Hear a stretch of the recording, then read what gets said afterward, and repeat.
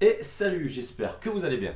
Aujourd'hui on se retrouve pour une petite vidéo, ça va être un micro tuto. C'est juste pour vous montrer comment souder les fils, oui, pour pouvoir charger en fait sa batterie de Bebop sur un chargeur équilibreur de type modélisme.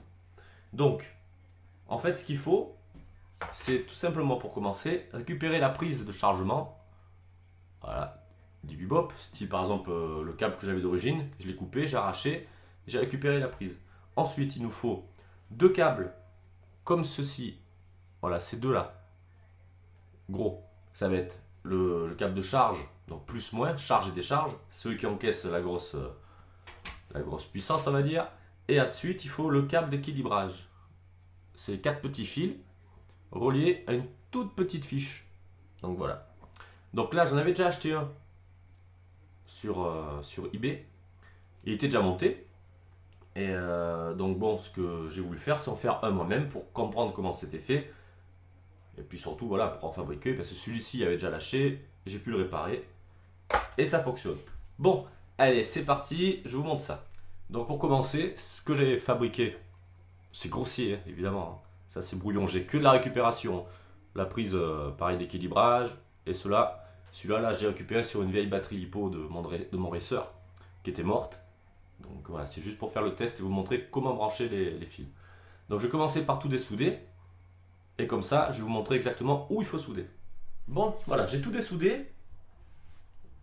La prise, la petite encoche que l'on voit là, c'est toujours en haut. Voilà. Devant, c'est côté où on branche la batterie dans ce sens. Donc voilà, l'encoche en haut, de toute façon vous ne pouvez pas le brancher autrement. Derrière, ça se présente comme ça. Donc en réalité, il y a 4 broches. 1, 2, 3, 4.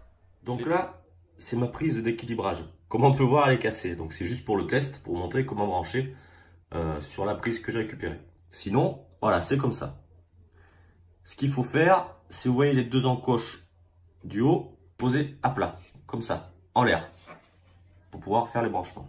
Ensuite, moi j'ai récupéré une prise, c'est XT60, qu'on appelle avec l'embout, comme cela, donc plus et moins. Mais on peut avoir aussi les fiches bananes, qu'on appelle comme j'avais, pour brancher directement sur le chargeur.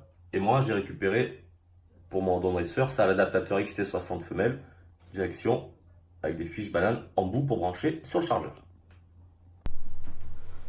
Donc, la prise d'équilibrage, on la pose à plat. Le premier câble, quand le pic, les deux fiches, là, enfin les deux tétons sont en l'air, voilà. Donc là, c'est comme ça, mais on ne les voit pas avec le scotch, ils sont en l'air. Quand on la regarde comme ça de face, à droite, c'est le plus, tout à fait à gauche, c'est le moins, et après, c'est cellule 3-4. Donc, le principe, je ne sais pas si on voit sur le dessin, c'est que le plus, le moins, donc le plus se branche, ma prise, j'ai mis ma prise où? Ah, ici. Donc ma prise, voilà. Le plus se branche sur la première broche, ici. Le moins sur la deuxième, comme sur le dessin.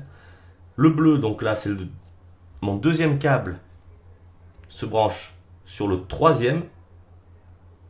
Et mon troisième câble de la prise d'équilibrage, c'est sur le quatrième. Donc c'est pas compliqué, mais il faut le savoir. En réalité, voilà, c'est comme ça. Donc c'est plus, moins. Donc ça fait le premier, le quatrième, le deuxième et le troisième. Je vais faire la soudure pour vous montrer. Donc cette prise là, c'est prise de charge et décharge. C'est là où le plus gros du courant arrive. Donc c'est pareil, ça il faut le brancher. Donc le plus, bon, c'est le rouge, c'est dans le premier, le noir c'est le deuxième. Donc pour faciliter les choses, je vais brancher le plus de la prise d'équilibrage sur le plus de la prise de charge et le moins sur le moins. Je les brancherai ensemble, je vais les souder et ensuite je souderai du coup les 4 qui seront déjà soudés dessus.